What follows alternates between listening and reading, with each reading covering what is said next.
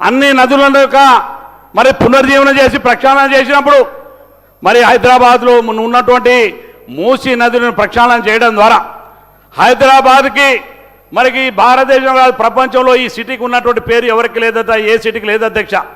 అటువంటి సిటీని ఇవాళ మూసీని ప్రక్షాళన చేసి హైదరాబాద్ అని గొప్ప నగరంగా నిర్మించడంతో పాటుగా మరి నల్గొండ జిల్లా ప్రజానికానికి ఒక్క సాగునీరుకు సంబంధించి తాగునీరుకు సంబంధించి ఒక మంచి మూసి ప్రాజెక్టు నిర్మాణం చేపట్టే కార్యక్రమంలో మిగతా ప్రతిపక్షాలు కూడా దయచేసి దీని అడ్డంకికి రాకండి, దయచేసి మా ప్రజలను మరి ఇంకా అన్యాయానికి గురి చేయొద్దని చెప్పి మరొకసారి మీకు ఈ సందర్భంగా ఈ సభ ద్వారా తెలియజేస్తున్నాను అధ్యక్ష.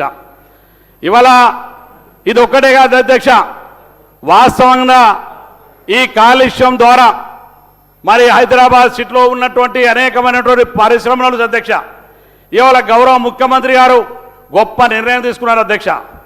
ఆర్టీసీ బస్సులు కావచ్చు, బస్సులో ప్రైవేటు వెహికల్స్ కావచ్చు అధ్యక్ష, ఏదైతే ఎలక్ట్రికల్ ఇవ్వడం ద్వారా ఈ కాలుష్యాన్ని తగ్గించవచ్చని ఒక ఆలోచన అధ్యక్ష. కాలుష్యం తగ్గడంతో పాటుగా అవతల రింగ్ రోడ్ అవతలనే మరి కాలుష్యానికి లేకుండా పారిశ్రామిక రంగాలన్నీ కూడా అవతలకి వెళ్ళే విధంగా ఇవాళ గొప్ప ఆలోచనతోటి ఇవాళ ఈ ప్రభుత్వం ముందుకెళ్తుంది అధ్యక్ష. అది ముఖ్యమంత్రి గారి ఆలోచన అని చెప్పి ఈ సందర్భంగా మనం చేస్తున్నాం అధ్యక్ష. ఇవాళ మెట్రో లైన్ కావచ్చు అధ్యక్ష, ఇవాళ ఫ్యూచర్ సిటీ అధ్యక్ష. భవిష్యత్తులో మనం ఆలోచన చేసినప్పుడు ఒక్కసారి ఆనాడు మరి ఉన్నటువంటి హైటెక్ సిటీని ఆనాడు రాజశేఖర గారు కానీ చంద్రబాబు నాయుడు గారు కానీ ఆ రోజు ఆ హైటెక్ సిటీ ఆలోచన చేసిపోయి ఉండకపోయి ఉంటే, అదేవిధంగా ఔటర్ రింగ్ రోడ్ చేసి ఉండకపోయి ఉంటే ఈనాడు హైదరాబాద్కి ఇంత ఉద్యోగ అవకాశాలు ప్రమాకారాలు అదేవిధంగా అభివృద్ధి కూడా కనబడకపోయింది అధ్యక్ష. అందుకనే ఇవాళ భవిష్యత్ ఫ్యూచర్ సిటీ కొరకు గౌరవ ముఖ్యమంత్రి గారి ప్రణాళికలు భవిష్యత్ తరాలకు ఎంతో ఉపయోగపడే విధంగా పారిశ్రామిక కావచ్చు అన్ని రంగాల్లో అభివృద్ధి చేయడానికి ఫ్యూచర్ సిటీ ఎంతో ఉపయోగపడుతుందని చెప్పి ఈ సందర్భంగా మనం చేస్తున్నాను అధ్యక్ష. వాస్తవంగా హైడ్రా వచ్చినాడు మేము కూడా ఆలోచన చేసిన అధ్యక్ష, నా దాంట్లో కూడా ఆలోచన వచ్చింది. హైడ్రా తీసుకొచ్చినాడు ప్రభుత్వం, ఎందుకు తీసుకొస్తున్నాం మేము అనుకున్నాం అధ్యక్ష. కానీ ఇవాళ అధ్యక్ష మేము కూడా కామన్ పీపుల్ తోటి హైదరాబాద్లో చాలా సందర్భాల్లో చాలా దగ్గర వింటా ఉన్నాం అధ్యక్ష.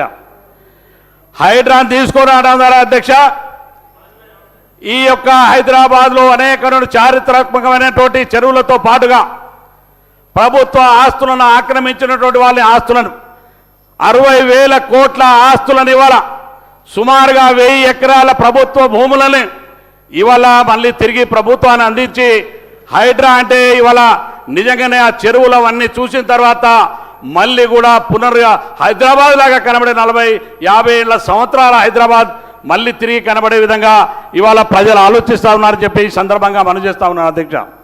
అందుకనే ఇవాళ మరి ప్రభుత్వం చేపట్టేటువంటి కార్యక్రమాలు ఇవాళ చాలామంది ఇవాళ అనుకుంటా ఉన్నారు అధ్యక్ష, సోషల్ మీడియాల ద్వారా ప్రభుత్వాన్ని ఒక రకమైనటువంటి బదనాం చేయాలనే ఆలోచనతో. కాంగ్రెస్ పార్టీ ప్రభుత్వాలు మీరు ఒక్కసారి ఆలోచన చేయండి అధ్యక్ష. కాంగ్రెస్ పార్టీ ప్రభుత్వాలు ఎప్పుడు కూడా పేదలకు అన్యాయం చేసిన సందర్భాలు లేవు అధ్యక్ష ఇన్ని సంవత్సరాల్లో.